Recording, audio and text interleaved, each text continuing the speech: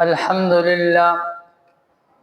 لله نحمده ونستعينه ونستغفره ونعوذ بالله من شرور أنفسنا ومن سيئات أعمالنا. من يهده الله فلا مضل له ومن يضلله فلا هادي له. ونشهد أن لا إله إلا الله وحده لا شريك له. ونشهد أن سيدنا وسندنا ومولانا محمدا عبده ورسوله. أما بعد فأعوذ بالله من الشيطان الرجيم. بسم الله الرحمن الرحيم.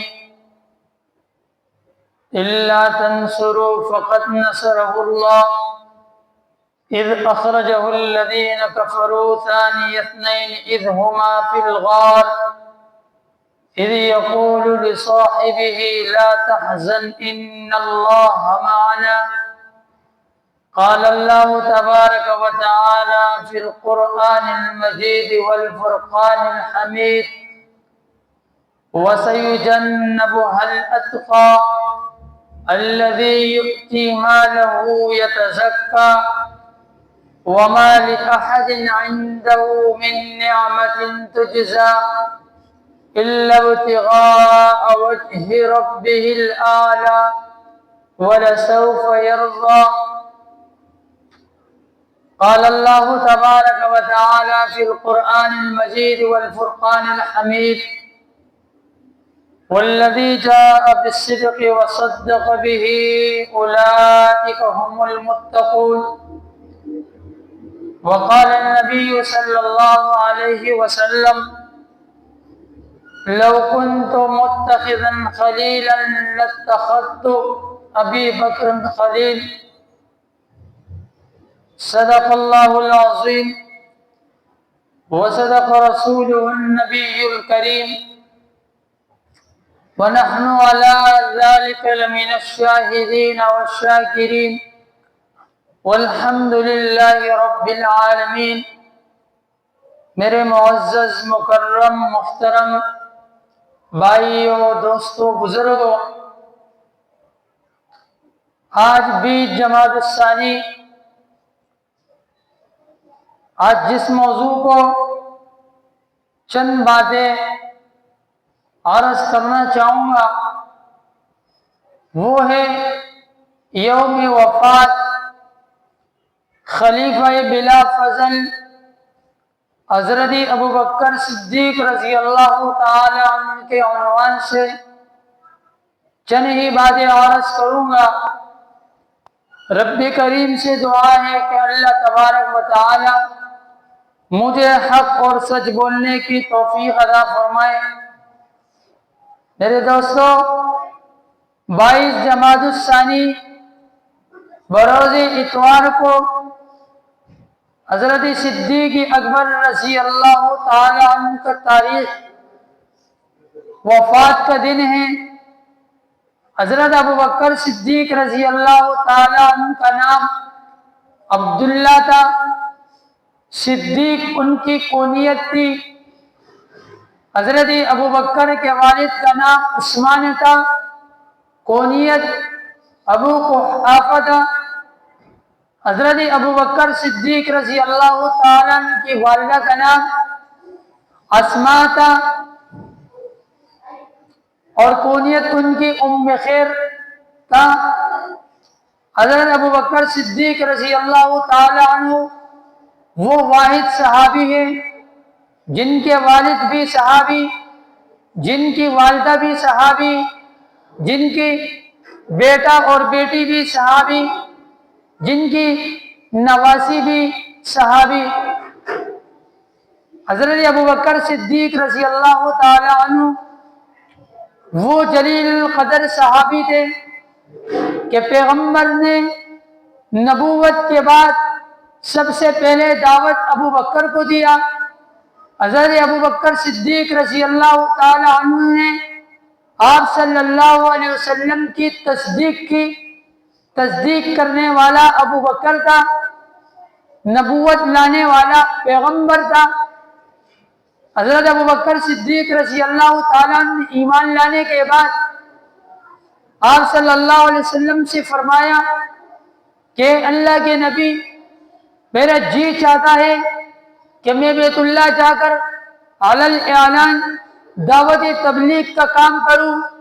آپ صلی اللہ علیہ وسلم نے فرمایا، اے ابو بکر، اب ابھی نہ جانا، اب تنگی کا دور ہے، مسلمانوں کی تعداد کم ہے، لیکن اللہ کے نبی صلی اللہ علیہ وسلم سے فرمایا کہ ابو بکر نے فرمایا، میرا دل چاہتا ہے کہ میں بیت اللہ جا کر وہاں پر دعوت تبلیغ کا کام شروع کروں۔ حضرت ابو بکر صدیق رضی اللہ تعالیٰ عنہ جب بیت اللہ گئے، دعوت کا آغاز کیا، مشرکین عرب نے حضرت ابو بکر صدیق رضی اللہ تعالیٰ عنہ کو مارا، اتنا مارا کہ ان میں سے ایک بدبخت عتبہ بن زید نے اپنا جوتا اتار کر حضرت ابو بکر صدیق رضی اللہ تعالیٰ عنہ کے چہرے پہ مارا، جس سے آپ زمین پہ گر گئے اور بے ہوش ہو گئے۔ حضرت ابو بکر صدیق رضی اللہ تعالیٰ عنہ کو گھر لایا گیا۔ حضرت ابو بکر صدیق رضی اللہ تعالیٰ عنہ بے ہوش تھے، ہوش میں آیا تو حضرت ابو بکر صدیق رضی اللہ تعالیٰ عنہ کے پاس ان کی والدہ نے دودھ پیش کیا، کہا چھوڑ دو، مجھے پیغمبر کے پاس لے جاؤ، مجھے خبر دو پیغمبر کس حال میں ہے۔ تو ان کی والدہ نے فرمایا کہ اے ابو بکر، میں آپ کو کس طرح لے جاؤں، میں تو اکیلی ہوں۔ تو حضرت ابو بکر صدیق رضی اللہ تعالیٰ نے فرمایا، ایک فلانہ خاتون کو بھی بلا لینا تاکہ ان کے سہارے میں نبی کریم صلی اللہ علیہ وسلم کی خدمت میں حاضری دوں۔ اس وقت پردے کا حکم نہیں آیا تھا۔ حضرت ابو بکر صدیق رضی اللہ تعالیٰ عنہ جب گئے اور نبی کریم صلی اللہ علیہ وسلم کے چہرے کو دیکھا تو آپ صلی اللہ علیہ وسلم کو دیکھنے کے بعد مسکرائے۔ آپ صلی اللہ علیہ وسلم نے فرمایا، اے ابو بکر، آپ نے دین اسلام کے لیے بہت ساری قربانی اٹھائی ہے اور میں نے سب کا احسان دنیا میں ان کا احسان کا بدلہ چکا ہوں، لیکن اے ابو بکر، آپ کا احسان کا بدلہ کل قیامت کے دن اللہ تبارک و تعالی آپ کا احسان کا بدلہ اللہ ہی آپ کو عطا کرے گا۔ صدیق اکبر کی زندگی کو دیکھو، سب سے پہلے ایمان لانے والا، جب بھی راستے میں چلتے کہیں درخت نظر آتا کہتا کہ ہائے کاش کہ یہ درخت کے پتے بھی جانور کھا جائیں گے، اور یہ درخت جو ہے اس کو کاٹ کر لوگ استعمال کر لیتے۔ جب تھوڑا آگے جاتا تو کہتا، ان پرندوں کو دیکھ کر کہتا، اے پرندوں، تم سے حساب کتاب نہیں ہوگا، اگر حساب کتاب ہوگا تو وہ صدیق اکبر سے ہوگا۔ دل کے اندر اتنی خوف، دل کے اندر اللہ کا اتنا ڈر بیٹھ چکا تھا کہ وہ صدیق اکبر جس کو پیغمبر نے اپنی لسانی زبان سے کہا، ابو بکر فی الجنہ، عمر فی الجنہ، عثمان فی الجنہ، علی فی الجنہ، عبد الرحمن بن عوف فی الجنہ، صحابہ کو، عشرہ مبشرہ کو نبی علیہ السلام نے جنت کی خوشخبری دی، لیکن اللہ کی قسم دل کے اندر کتنا خوف تھا۔ صحابہ کی زندگی دیکھے کہ صحابہ کی زندگی نے ابو بکر کی زندگی دیکھے کہ اپنی زندگی میں غار سور کے اندر پیغمبر کا ثانی کون تھا، پیغمبر کا دوسرا کون تھا؟ ابو بکر صدیق تھے۔ حضرت انس بن مالک رضی اللہ تعالیٰ عنہ فرماتے ہیں کہ نبی علیہ السلام سے فرمایا حضرت ابو بکر صدیق رضی اللہ تعالیٰ عنہ نے کہ اللہ کے نبی، میرا دل چاہتا ہے کہ غار سور کے اندر جا کر اس غار سور کا صفائی کروں۔ اندر گئے اور جانے کے بعد اپنا ہاتھ غار سور کے اندر صفائی کی، مٹی کو ادھر ادھر کیا، جو سوراخ تھے ایک چادر نما تھا، وہ چادر اٹھا کر اس کو پاڑا اور اس سوراخ جتنے سوراخ تھے سارے سوراخ کو اپنے چادر سے ڈھانپا اور آپ صلی اللہ علیہ وسلم سے فرمایا کہ اللہ کے نبی تشریف لائے۔ آپ علیہ السلام تشریف لائے اور آپ صلی اللہ علیہ وسلم جب اندر آئے کہا ابو بکر آپ کا چادر کہاں ہے؟ تو فرمایا اے اللہ کے رسول میرا چادر اس غار کے اندر جو سوراخ تھے میں نے ان سوراخ سے اپنے چادر کو ٹکڑے کر کے ان سوراخ کو بند کیا۔ وہ ابو بکر جن کے لیے اللہ کے نبی صلی اللہ علیہ وسلم نے دعا کی کہ اللہ کل قیامت کا دن ہو کہ حضرت ابو بکر صدیق میرے درجے میں ابو بکر کو رکھنا، اللہ تبارک و تعالی کے طرف سے وحی آئی اور کہا کہ اے پیغمبر ہم نے آپ کی یہ دعا بھی قبول کی۔ غار سور کے اندر 3 دن نکالا، 3 دن نکالنے کے بعد رسول اللہ صلی اللہ علیہ وسلم کا سر مبارک حضرت ابو بکر کے گود میں تھا۔ 3 دن لسان نبوت کا دیدار کیا۔ لسان نبوت کا دیدار کرنے کے بعد کچھ پریشان ہوئے، حضرت ابو بکر صدیق رضی اللہ تعالیٰ عنہ پریشان ہوئے اور کہا کہ دشمن ہمیں دیکھ لے گا۔ اللہ کے نبی نے فرمایا اذ یقول لصاحبہ لا تحزن ان اللہ معنا، کہ اے ابو بکر آپ گھبرانا نہیں، ہمارے ساتھ اللہ تبارک و تعالی کی مدد ہے۔ یہ وہ ابو بکر ہے جس نے اپنی بیٹی سے کہا کہ اے میری بیٹی غار سور کے اندر آپ نے کھانا لانا ہے۔ ابو جہل بدبخت آیا اور دروازے میں دستک دیا اور کہا کہ ابو بکر اور محمد صلی اللہ علیہ وسلم کہاں چلے گئے، ان کا جگہ بتانا۔ وہ بیٹی حضرت ابو بکر کی تھی، اسماء بنت ابو بکر تھی، فرمانے لگی کہ اللہ کی قسم میرے جسم کے ٹکڑے ٹکڑے ہو جائے میں تب بھی، اے اللہ کے دشمن میں تب بھی صدیق اکبر کا ایڈریس، ان کا پتہ، ان کا نام و نشان تب بھی آپ کو نہیں بتاؤں گی۔ ان ابو جہل نے ایک تپل رسید کیا ان کے چہرے پہ اور ان کے کان کی ایک بالی ٹوٹ گئی اور کہا کہ اگر آپ میرے جسم کے ٹکڑے ٹکڑے بھی کر دو تو میں تب بھی رسول اللہ صلی اللہ علیہ وسلم کی یعنی ان کا جگہ بتانا بھی آپ کو گوارا نہیں کروں گی۔ کانا لے کے جاتی، آپ صلی اللہ علیہ وسلم حضرت صدیق اکبر کے لیے کانے کا ترتیب، کانے کا انتظام، وہ چھوٹی بیٹی اسماء بنت ابی بکر تھی، خادم عامر تھے، وہ بکریوں کے چراتے تھے، چرانے کے بعد دودھ غار سور تک لے کے جانے والا کون؟ عامر تھا، اور عبداللہ عبد الرحمن ان کا بیٹا، وہ دن بھر مشرکین کی خبر گیری کر کے رات کو رسول اللہ صلی اللہ علیہ وسلم کی خدمت اقدس میں حاضر ہو کر دن کی تمام تفصیلات آپ صلی اللہ علیہ وسلم کو بتاتے۔ اللہ جس کو بچانے میں آئے دنیا کی طاقت اس کو کچھ نہیں بگاڑ سکتا۔ وہ غار سور کا وہ اتنا سا تھا جس کے اندر رسول اللہ صلی اللہ علیہ وسلم، جس کے اندر ابو بکر صدیق تھا، ان کی حفاظت کس نے کی؟ اللہ نے کی۔ حضرت محمد صلی اللہ علیہ وسلم کا عمر 63 سال تھا، ابو بکر کا عمر 63 سال تھا، نبی علیہ السلام کا انتقال پیر کا دن تھا، آپ رضی اللہ تعالیٰ عنہ کا انتقال بھی پیر کا دن تھا۔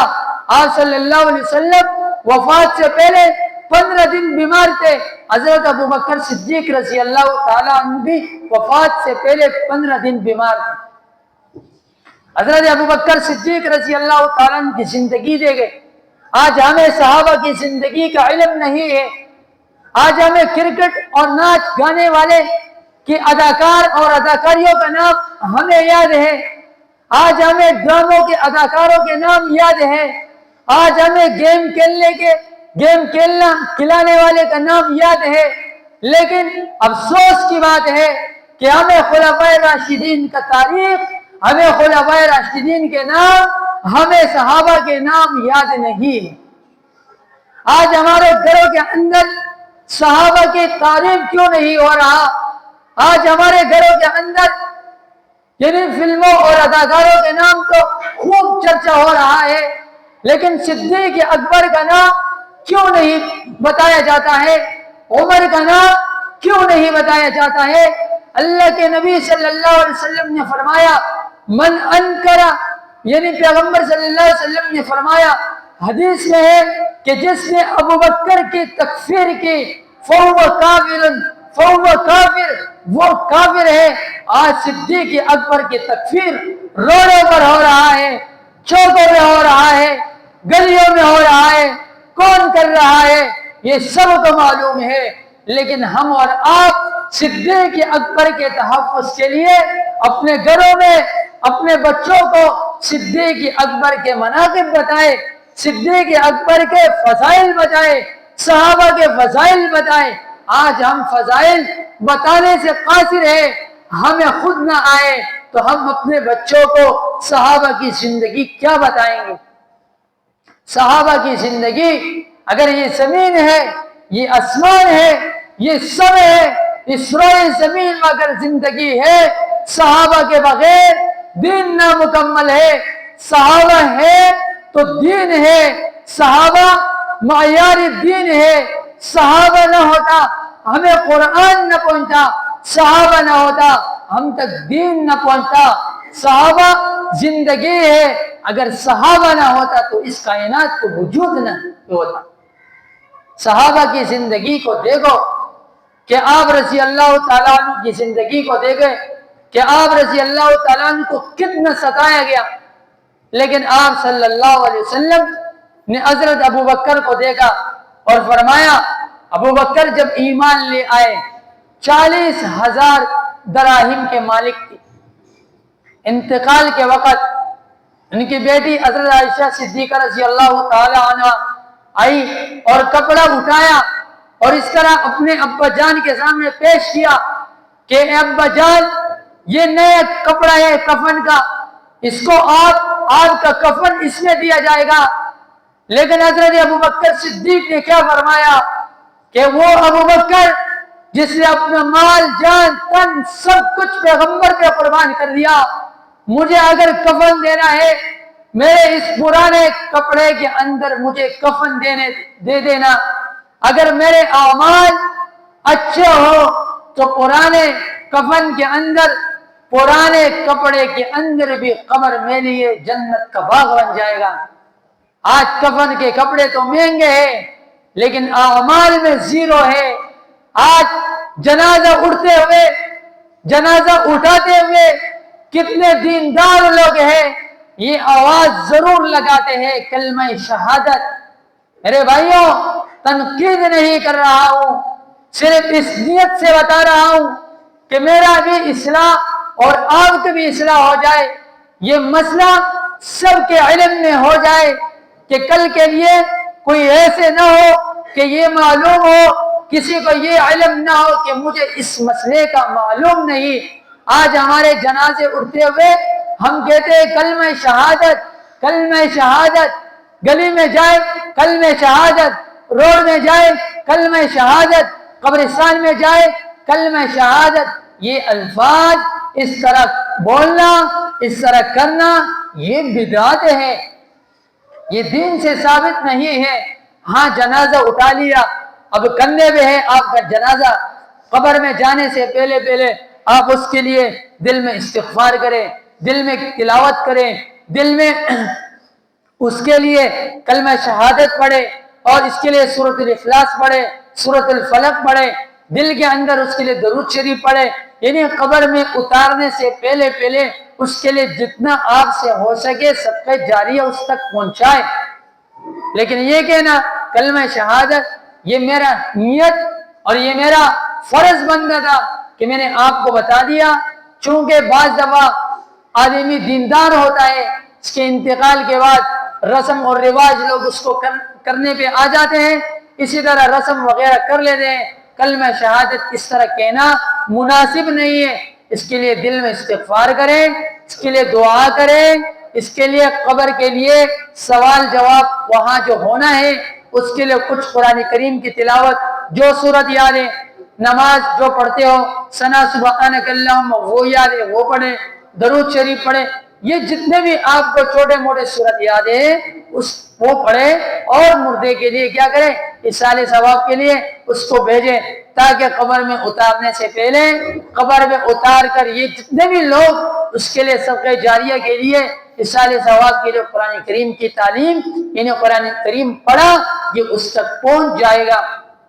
اللہ تبارک و تعالی مجھے آپ کو ہم سب کو ان تمام باتوں پر صحیح معنوں پر عمل کرنے کی توفیق عطا فرمائے۔